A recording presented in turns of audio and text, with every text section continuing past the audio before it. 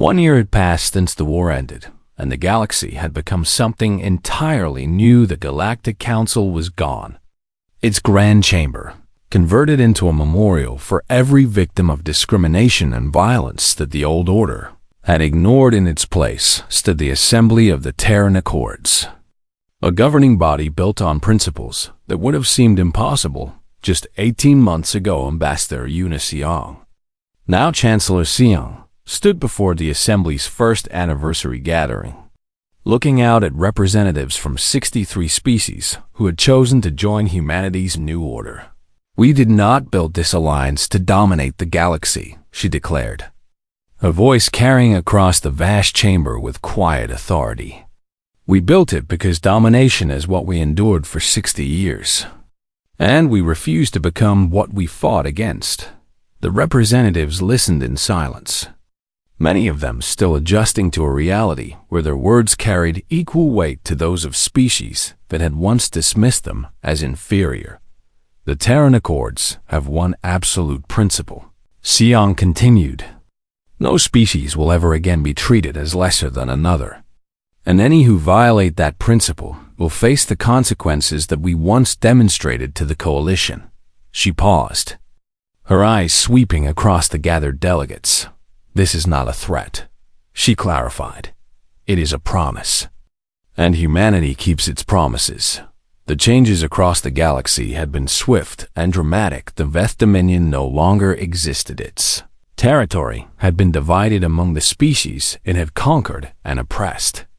Populations that now governed themselves for the first time in centuries. Former Veth citizens were not slaughtered or enslaved, but were instead integrated into new societies that judged them by their actions, rather than their heritage. Some struggled with the loss of their empire's glory. Most discovered that freedom from the burden of conquest brought a different kind of peace. The Kalori hegemony had been reduced to a single system, their once vast territories redistributed to species they had exploited through unfair trade practices. Representative Callan had resigned in disgrace, her political career destroyed by her own recorded words. The recovery would take generations, but it had begun. Kalori children were learning history that did not glorify their species above all others. Kalori leaders were discovering that genuine partnership could be more profitable than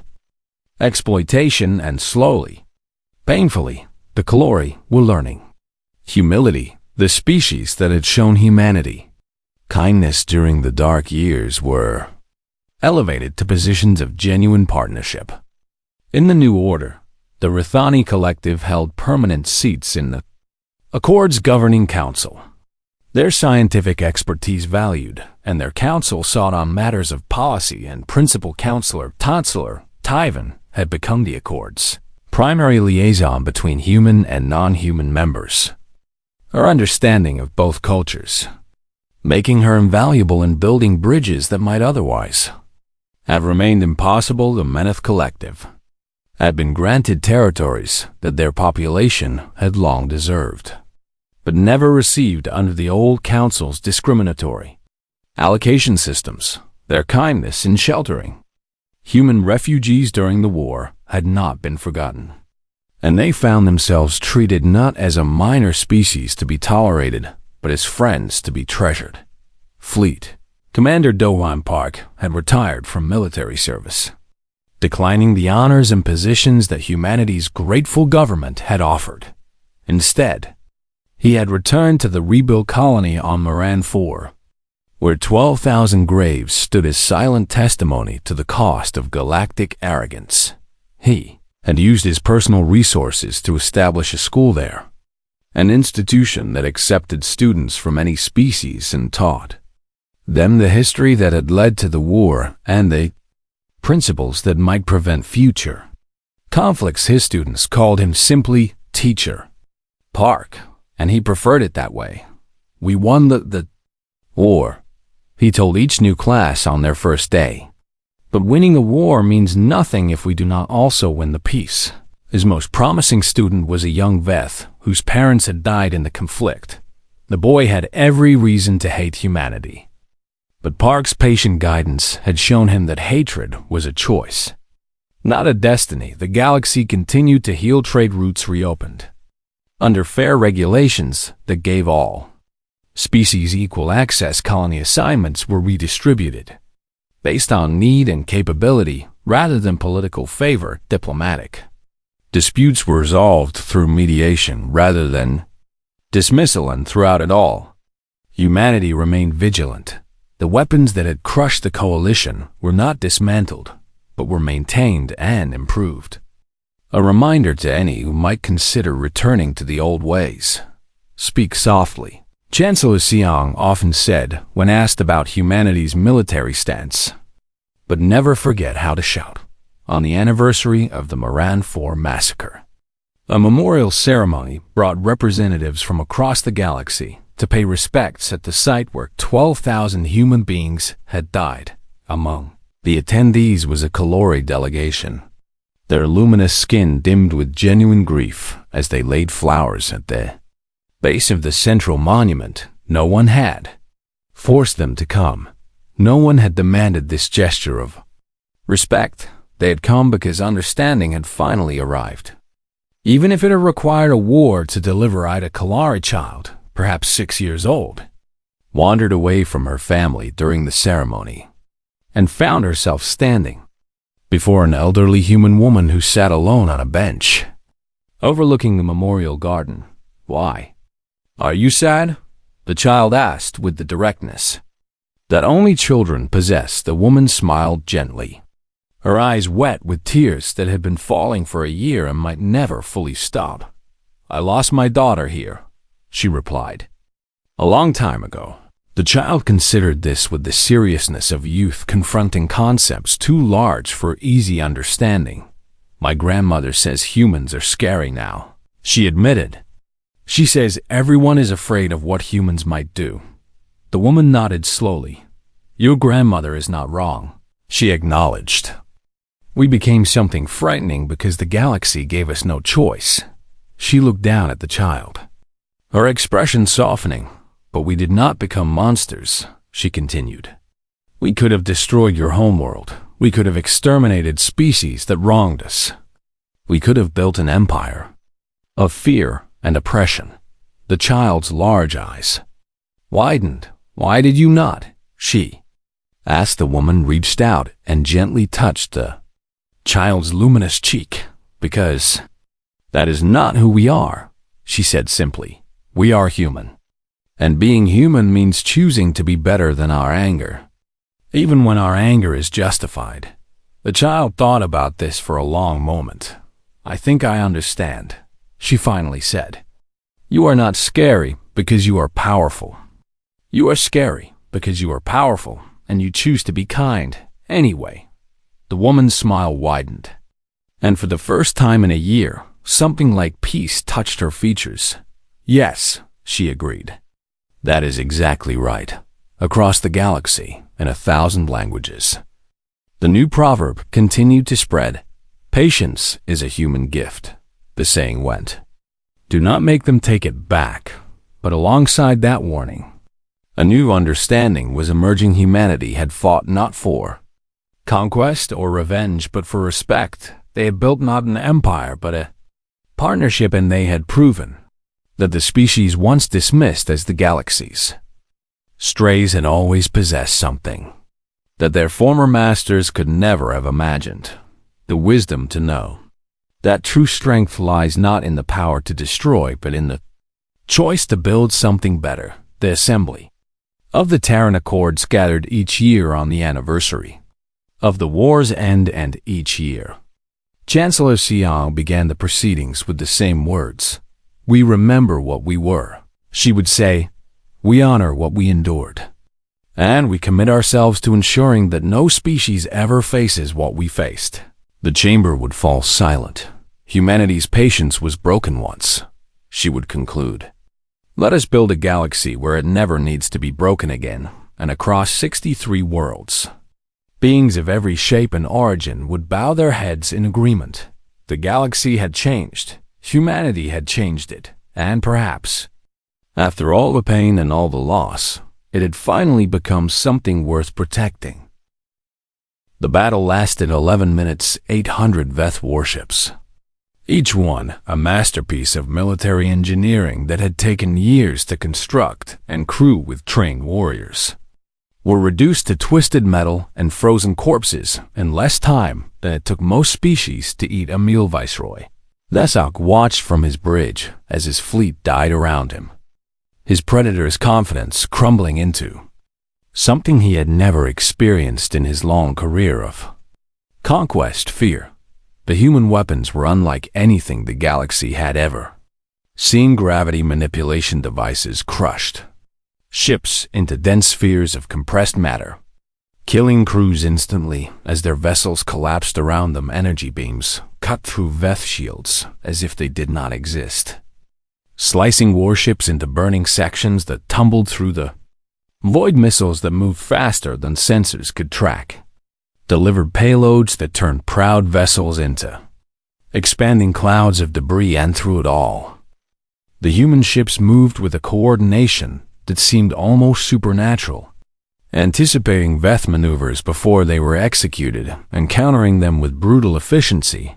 When the last Veth warship exploded, Thesok's flagship hung alone in a graveyard of his own creation. A human vessel approached, smaller than his flagship, but radiating power that made his remaining crew members back away from their stations. The communication system activated without any input from Veth operators. Viceroy Thesok. Ambassador Siang's voice filled the bridge. Your fleet has been destroyed. Your invasion has failed, and your species now faces a choice. Thesok gripped the arms of his command chair, his claws leaving deep gouges in the metal. What choice? He demanded, though his voice emerged weaker than he intended. You can surrender unconditionally and withdraw all Veth forces from every territory they have claimed through aggression, Siang replied. Or you can watch your dominion burn. The communication ended before Thesok could respond. He never got the chance to make that choice. 6 hours later, human strike groups appeared simultaneously at 14 Veth military installations across Dominion space. The installations were destroyed before distress signals finished transmitting. By the time Veth leadership understood what was happening, their military infrastructure had been reduced by 60%, and human vessels were already moving toward their remaining bases. Fleet Commander Doan Park stood on the bridge of the UEN's Retribution, watching tactical displays that show Veth defenses crumbling across multiple sectors. He was a man in his 50s with gray threading through his black hair and lines around his eyes that spoke of years spent carrying burdens most people could not imagine. Commander, his tactical officer reported. Veth Installation 7 is requesting surrender terms. Park nodded slowly. Accept their surrender and secure their personnel, he ordered. They will be treated according to the Geneva Conventions. His executive officer, a younger woman named Lieutenant Commander Jizu Kang, moved to stand beside him. Sir, she said quietly, some of the crew are questioning why we are accepting surrenders at all. Given what the Veth did to Moran 4, Park turned to face her, and his expression carried a weight that made her straighten involuntarily. We are not the Veth, he said. We do not slaughter civilians, we do not massacre prisoners, and we do not become the monsters we are fighting. He looked back at the tactical display. Our goal is not genocide, he continued. Our goal is to make every species in this galaxy understand that humanity will never again be treated as inferior. And that understanding does not require us to abandon our principles. Jisoo nodded, though her eyes still held questions. But sir, after everything they have done to us, how can we show them mercy? Park was silent for a long moment before answering. Because mercy is a human choice, he said finally. And if we lose the ability to choose it, then we lose what makes us worth fighting for. Across the galaxy, the news of the Veth fleet's destruction spread faster than any official communication could travel. Species that had celebrated humanity's departure from the Council now gathered in emergency sessions, trying to understand how a probationary species had developed technology that could annihilate 800 warships in 11 minutes. The Kalori hegemony recalled all military vessels to defensive positions around their core worlds. The Thessan Confederacy closed their borders and activated defense grids that had not been powered in centuries. Morvax's empire sent diplomatic overtures to human space, hoping to establish neutrality before they became targets. But the Galactic Council itself remained paralyzed by disbelief and denial. Representative Callan stood before the emergency assembly, a luminous skin cycling through colors that betrayed her desperate attempt to maintain control.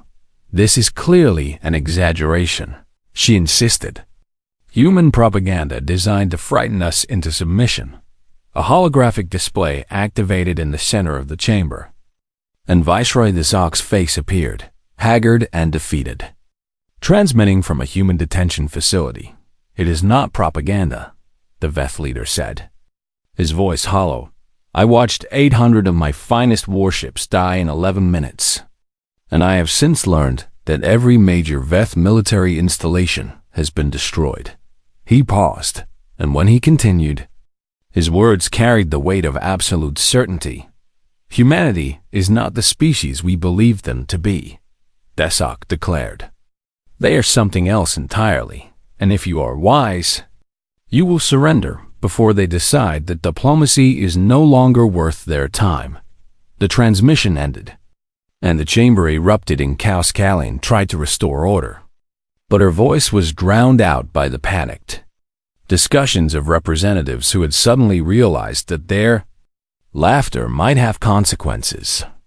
They could not survive, and then the chaos stopped. Every display in the chamber activated simultaneously, and a single human vessel appeared in orbit above the Kalori homeworld. It was a destroyer, small by galactic standards, but it had penetrated the Kalori defense network without triggering a single alarm. The vessel broadcast a message that every being on the planet heard. Representative Callan of the Kalori hegemony. Ambassador Siang's voice carried across an entire world. 3 months ago, you called humanity the galaxy's strays, and you laughed at 12,000 murdered human beings. The orbital defense network went offline, every satellite and platform simultaneously losing power. Your homeworld's defenses have been disabled, Siang continued. Your military fleet is being tracked by weapons that will destroy them if they move from their current positions. Kalin's luminous skin had gone completely dark, all color drained by terror. Humanity does not forget insults, the ambassador declared. And humanity does not forgive the mockery of our dead. The message paused, and when it resumed, Siang's voice had hardened into something that carried no trace of the patient diplomat who had stood at the council's petitioner platform for 12 years. "You will remember this moment," she said. "You will remember that we could have reduced your world to ash, and you will remember that we chose otherwise." The human destroyer turned and accelerated away from Kalori orbit, disappearing into the darkness between stars. "This is your only warning." Siang's final words echoed across the planet. "Make certain you do not require another in the council chamber." Representative Callan collapsed into her seat, and for the first time in her life, she understood what it felt like to be powerless. The galaxy had changed in a single day, and humanity was just getting started. The coalition formed 3 weeks after the Kalori homeworld received its warning. 7 species binding themselves together in what they believed would be an overwhelming force against human aggression. The Kalori hegemony led the alliance, their wounded pride demanding vengeance for the humiliation they had suffered. The remnants of the Veth Dominion joined despite their losses, desperate to prove they were still a power worthy of respect. The Thessan Confederacy brought their legendary shipyards and manufacturing capacity. The Morvax Empire, the Kethani Republic, the Solith Union, and the Dravani Collective each contributed fleets and resources to what they declared would be the final solution to the human problem combined. The coalition fielded over 3,000 warships and commanded economic resources that dwarfed human capabilities by any reasonable measurement.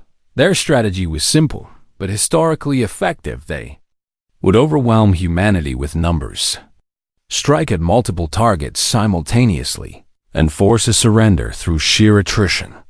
The strategy lasted exactly 12 days. Humanity did not meet the coalition fleets in the expected battles. Instead, human strike groups appeared at targets the coalition had never considered defending. Trade stations vanished in nuclear fire communication. Relays went dark across entire sectors. Fuel depots exploded. Stranding fleets far from resupply, the coalition had prepared for a war of conquest. But humanity waged a war of collapse within 2 weeks. Galactic commerce had effectively. Sea ships could not travel because refueling stations no longer existed. Messages could not be sent because relay networks had been systematically destroyed. Trade goods rotted in warehouses because the infrastructure needed to move them had been reduced to debris. And through it all, human vessels appeared and disappeared like ghosts, striking targets that seemed impossible to predict and vanishing before response. Fleets could engage. Counselor Tyvan finally gained her audience with what remained of the Galactic Council. Though calling it a council seemed generous when half the seats sat empty, and the representatives who remained looked more like refugees than leaders. "You did not listen when I tried to warn you," she said, standing at the same petitioner platform where Ambassador Xiang had delivered her final message. "You dismissed my research and ignored my analysis. And now you are facing exactly the consequences I predicted." Representative Callan, a luminous skin pale and flickering with exhaustion, leaned forward in her seat. "Then tell us now, Counselor, if you are so knowledgeable about humans, tell us how to stop them." Tyvan's 4 eyes swept across the chamber, taking in the fear and desperation that hung over every remaining representative. "You cannot stop them," she said simply. "That opportunity passed 3 months ago when you laughed at Ambassador Xiang. And it certainly passed when you formed your coalition and gave them justification for total war." Murmurs of dismay rippled through the chamber. "Then, what would you have us do?" demanded the Thessan representative. "Surrender? Accept whatever terms they dictate." "Yes," Tyvan replied without hesitation. "That is exactly what I would have you do." She activated a display showing the current state of galactic infrastructure. "Your economies are collapsing," she explained. "Your military assets are being destroyed faster than you can manufacture replacements. And your populations are beginning to starve because the supply chains they depend upon no longer exist." She shifted the display to show human space, which remained completely dark to all external sensors. "Meanwhile, humanity has become entirely self-sufficient," she continued. "They prepared for this war long before you knew it was coming. And they built an economy that does not depend on galactic trade." Callan's skin flickered with anger. "We are 7 species," she protested. "We have thousands of ships and billions of soldiers. Surely we can find some way to strike back." Tyvan shook her head slowly. "You still do not understand," she said. "Humanity is not fighting to defeat your armies. They are fighting to make you understand a simple truth." She paused, ensuring every representative was focused on her words. "For 60 years, you treated them as lesser beings," she continued. "You denied them trade routes. You mocked their ambassadors. You ignored their murdered civilians. And you did all of this because you believed they were too weak to stop you." Her voice hardened. "They are showing you now that they were never weak," she declared. "They were patient, and you mistook patience for weakness. And that mistake is going to cost you everything you have built." the chamber fell silent far from the council.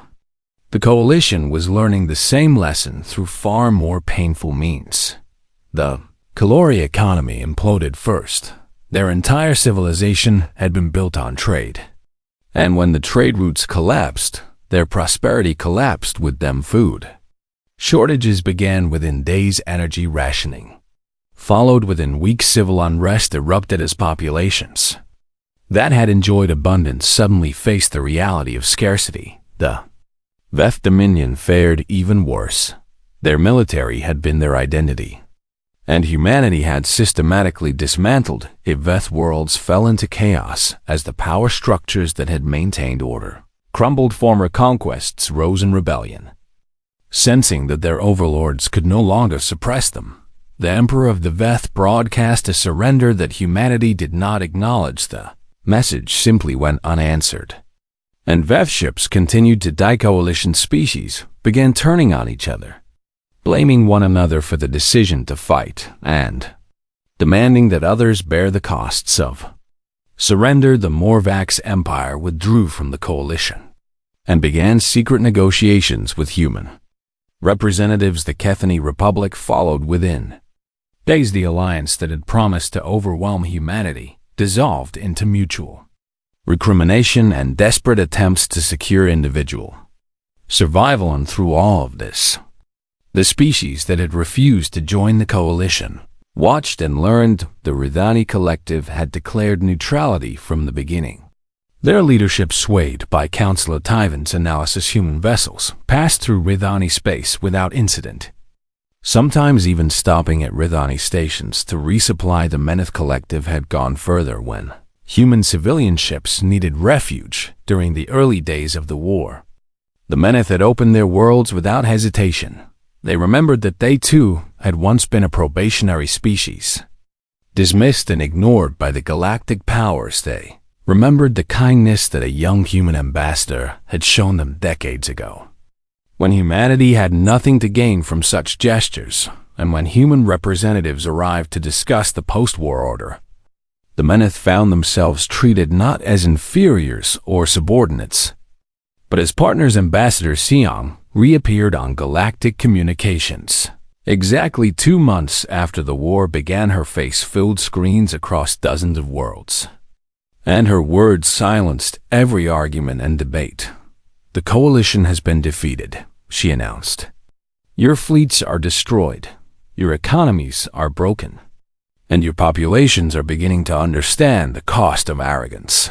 She paused, letting her words settle. "Humanity did not want this war," she continued. "We wanted only to be treated with the basic dignity that every sentient species deserves. And you refused." Her expression hardened. "Now you will learn what it means to face consequences." She outlined humanity's terms: unconditional surrender from every species that had participated in the discrimination of humanity over the past 60 years, dissolution of the Galactic Council and all treaties that had enforced humanity's inferior status, reparations for the victims of Miran IV and every other atrocity that had been ignored, and finally, the establishment of a new order where no species would ever again be treated as lesser. "You have 1 week to accept these terms," Siong concluded. "If you do not, the war continues until there is nothing left to surrender." The transmission ended in the council chamber. Representative Callan sat motionless, her luminous skin dark with despair. She had called humanity the galaxy's stray. She had laughed at their pain, and now she understood that laughter had been the most expensive sound she would ever make. The Galactic Council chamber stretched wide like the mouth of some great beast, its curved walls decorated with the banners of 47 species who had claimed their place among the stars. And at the very edge of that grand display hung a small blue flag that most representatives pretended not to see. Humanity had joined this assembly 60 years ago, with hope burning bright in their hearts and dreams of friendship echoing in their words. But 60 years had taught them that hope was a currency the galaxy did not accept from species it considered Inferior Ambassador Yuna Seong stood at the petitioner's platform, her black hair pulled back tight and her dark eyes scanning the assembled representatives who lounged in their elevated seats like predators watching prey they had already decided was beneath their effort. 12,000, she said, her voice carrying across the chamber without trembling. 12,000 human beings dead on Myran 4. And this council responds with silence. The Veth representative, a towering creature with scales, the color of dried blood, and eyes that held nothing resembling compassion, waved one clawed hand in dismissal. The Veth Dominion conducted a border security operation, Viceroy Thesok declared, his translator rendering his hissing speech into flat mechanical words. Your colonists built their settlement in disputed territory, and they faced the natural consequences of such foolishness. Yuna felt her fingernails pressing into her palms, but kept her expression steady. Myran 4 was granted to humanity by this very council, she replied. We have the territorial documents, we have the settlement permits, we have 60 years of uncontested occupation, and now we have 12,000 graves. Laughter rippled through the chamber, and it came from Representative Callan of the Kalori hegemony, a slender being with luminous skin and features that most species found beautiful. Though Yuna had learned that beauty often concealed the ugliest hearts, Ambassador Seong, Callan said with amusement dripping from every syllable. Perhaps if humanity spent less time breeding and more time building proper defenses, your people would not find themselves in such unfortunate situations. More laughter followed, and Yuna watched as dozens of representatives joined in the mockery, their various mouths and vocal organs producing sounds of derision that needed no translation. She had stood in this chamber 43 times over her 12 years as ambassador, and 43 times she had presented grievances that the council ignored, dismissed, or openly mocked. Human traders would charge triple tariffs at stations, where other species paid standard rates. Human ships were denied access to 17 of the galaxy's most profitable trade routes. Human colonies were assigned to worlds that other species had rejected as too dangerous, too remote, or too resource poor to bother claiming. Human citizens who traveled outside their designated territories faced harassment, detention, and sometimes simply vanished without any investigation. And through all of it, humanity had remained patient, believing that persistence and good faith would eventually earn them the respect they deserved. We request, Yuna continued, forcing the words through the tightness in her throat, that the Council authorize an investigation into the Myran 4 massacre and impose appropriate sanctions on the Veth Dominion. Viceroy Thesok rose from his seat, his massive form casting shadows across the chamber floor. You request, he repeated with contempt thick in his translated voice. Humanity requests, humanity petitions, humanity begs. And still you fail to understand your place in this galaxy. He gestured toward the human flag hanging at the chamber's edge. You are a probationary species, Thesok continued. You have been probationary for 60 years because you have not proven yourselves worthy of full membership.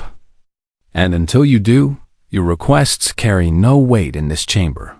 Yuna turned to face the council's rotating chairperson, an ancient Meneth whose wrinkled features showed something that might have been sympathy, but whose voice remained carefully neutral. The petition for investigation is denied, the chairperson announced. The council recognizes the Veth Dominion's right to secure its borders and recommends that humanity exercise greater caution in its territorial claims. The words struck Yuna like physical blows. But she had endured worse in this chamber, and she would not give them the satisfaction of seeing her break. I understand, she said quietly. Callan leaned forward in her seat, that beautiful face twisted with amusement. Do you truly understand, Ambassador? I wonder sometimes if humans are capable of understanding anything beyond their own brief and violent existence. She paused, letting her words sink in before delivering the final insult. "You are the galaxy strays. Ambassador Seong, tolerated because it would be unseemly to simply eliminate you, but never truly welcome at the table of civilized species." The chamber erupted in laughter again, and this time it seemed to echo off every surface, filling the vast space with the sound of contempt that 60 years of patience had failed to diminish by even a single degree. Yuna stood motionless at the platform, and something changed behind her eyes. It was not anger. Though anger was certainly present, it was not grief. Though 12,000 dead deserved oceans of tears, it was something colder and harder and far more dangerous than either of those emotions. It was the final death of hope. She reached up slowly and removed the translation device from her ear, setting it down on the platform with a soft click that somehow silenced the laughter more effectively than any shout could have when she spoke. Her words were in English, a language that none of the assembled representatives should have been able to understand. And yet every being in that chamber heard her meaning with perfect clarity. "For 60 years, Yuna said, her voice carrying an impossible weight, humanity has come to this chamber with open hands and patient hearts." The temperature in the room seemed to drop as she continued. "We endured your insults because we believed that kindness would eventually be recognized."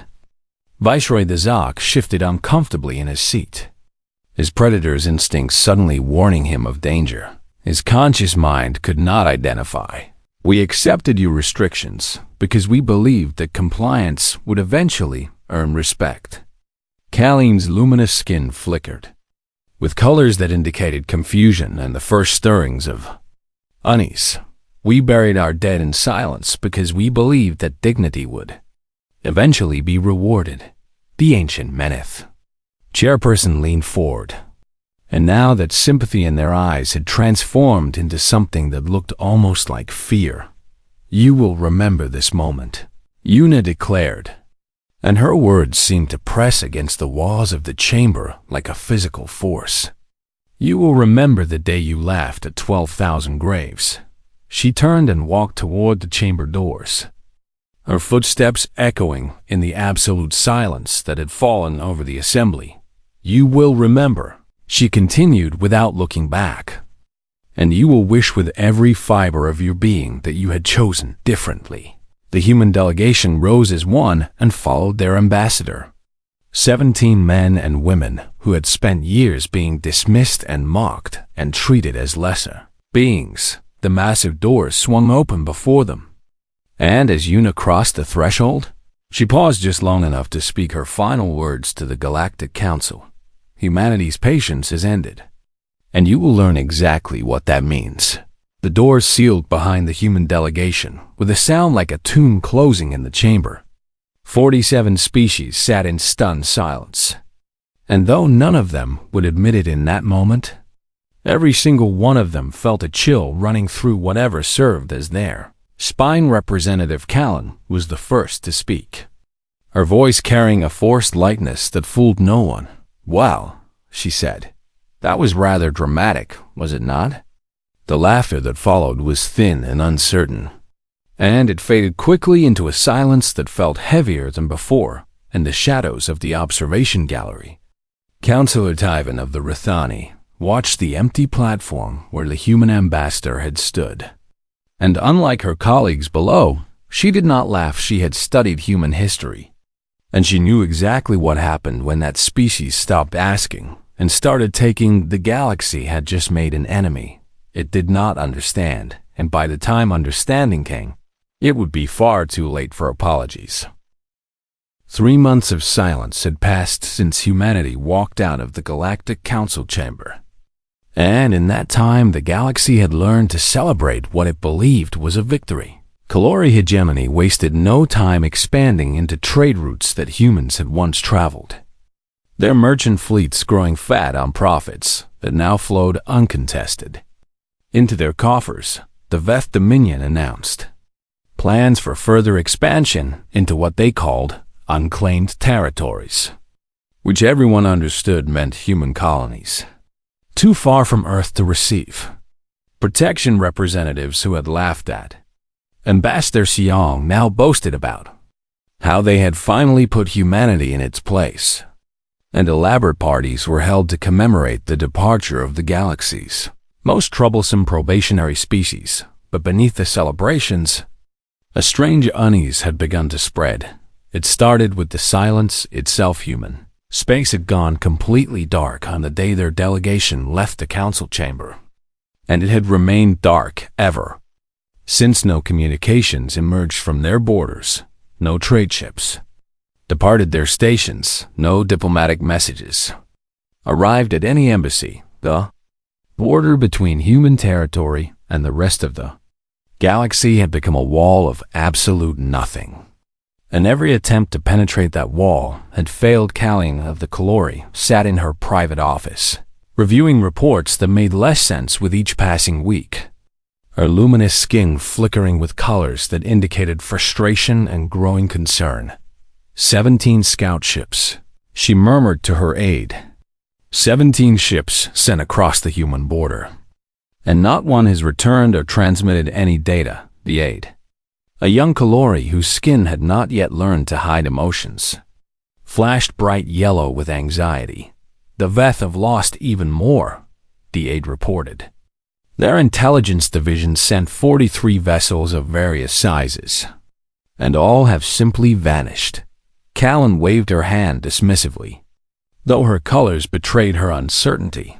Humans have always been territorial, she said.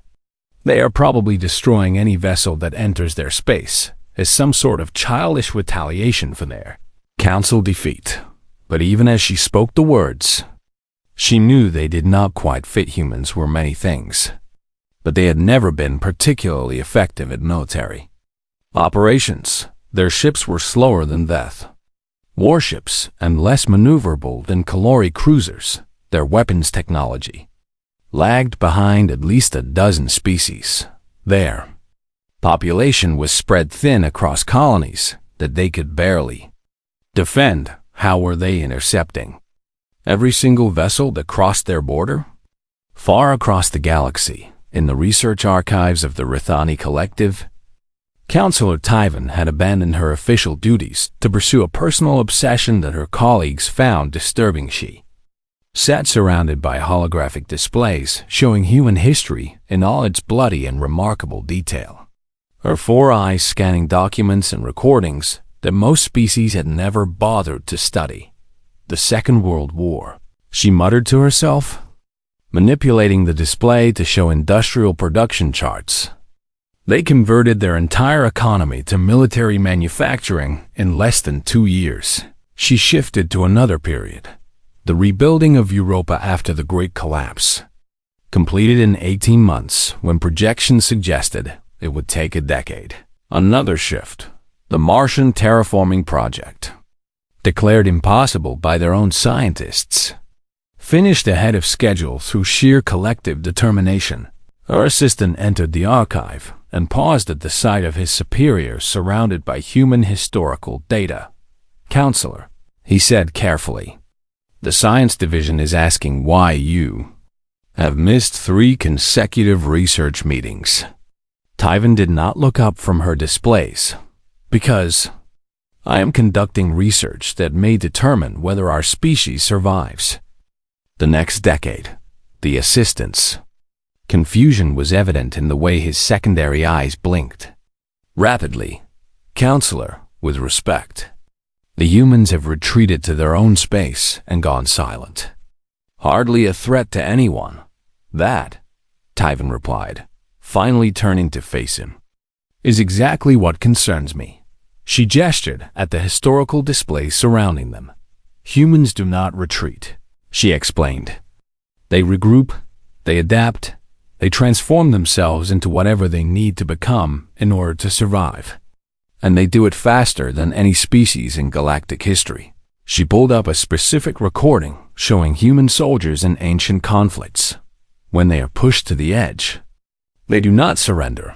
They push back with a fury that has destroyed every enemy that ever underestimated them. The Assistant shifted uncomfortably. Surely you are not suggesting that humans pose a genuine threat to established galactic powers? Tyvan's expression carried a weight that made her assistant take an involuntary step backward. I am suggesting that we have spent 60 years humiliating and mistreating a species whose entire history is defined by rising from humiliation to dominance. She turned back to her displays. I am suggesting that 3 months of silence means they are preparing something. And I am suggesting that when we finally see what they have prepared, it will already be too late to stop it. Her warnings went unheeded. The Galactic Council had more pressing matters to address, such as dividing up the trade routes that humans had abandoned and planning the colonization of worlds that humans could no longer defend. Viceroy Thesok of the Veth Dominion was particularly eager to demonstrate his species' superiority, and he had assembled a fleet that would make human resistance impossible. 800 warships gathered at the edge of human space, the largest military force deployed since the annexation wars 3 centuries prior. Thesok himself commanded the operation from the bridge of his flagship, a massive vessel bristling with weapons that could crack planets and shields that could withstand anything humans had ever been known to deploy. Begin the advance, he ordered, his voice carrying the confidence of a predator who had never known defeat. The fleet crossed into human space in perfect formation. 800 ships moving as one toward the human core worlds where resistance was expected to be fiercest. For 6 hours, they encountered nothing. No defense stations, no patrol vessels, no communication signals, no evidence that humans even knew they were coming. Thesok began to suspect that the humans had simply abandoned their territory, fleeing to some distant corner of the galaxy where they could hide from species that had proven their superiority. Was composing the victory announcement in his mind when every communication system on every ship in his fleet activated. Simultaneously, the voice that emerged was human, speaking in a language that the translation systems rendered with cold precision. Viceroy Thesok of the Veth Dominion. The voice was female, and Thesok recognized it immediately as belonging to the ambassador who had walked out of the council chamber 3 months ago. You are commanding 800 warships in an invasion of human sovereign territory. Thesok leaned forward, his predator's grin spreading across his scaled face. Ambassador Siong, he replied. How gracious of you to welcome us personally. Though I suspect your welcome will be short-lived. There was a pause that lasted exactly 3 heartbeats. You were warned, Eunice Siong said, and her voice carried no anger, no fear, no emotion of any kind. Humanity's patience ended the day you laughed at our dead. The communication cut off for a moment. Nothing happened. Then the darkness of space around the Veth fleet began to change. Ships appear from nowhere. Human vessels that looked nothing like the outdated craft the galaxy had dismissed for decades. They were sleek and angular and covered in technology that Thesok's sensors could not identify, and there were thousands of them, the Veth admirals. Confident grin faded as his tactical display filled with signatures. That should have been impossible. All ships, he commanded, his voice no longer quite so steady.